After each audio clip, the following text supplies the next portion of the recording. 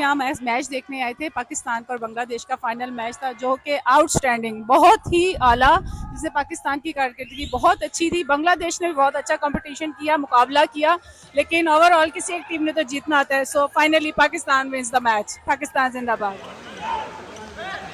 हमारा main target Asia और world level पे खेलना है, तो इसलिए इसके लिए बहुत बेहतर होमवर्क किया हुआ था और हम यही चीज एक्सपेक्ट कर रहे थे इन टीमों के खिलाफ कि हम 3-0 और इजीली जीत जाएंगे।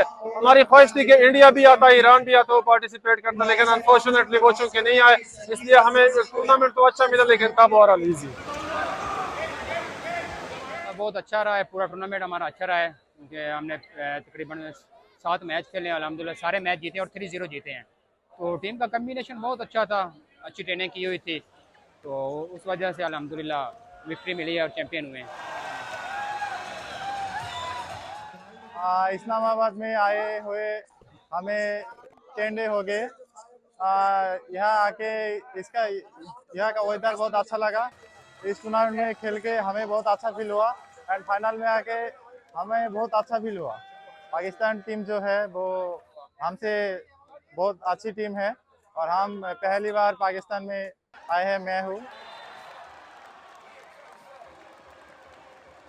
I'm a member of the national team और यहाँ पे आज हम मैच देखने आए थे। काफ़ी अच्छा मैच था, हमारी टीम ने बहुत अच्छा खेला। The performance was amazing, clean sweep उन्होंने बांग्लादेश को हराया है and we really proud of the boys.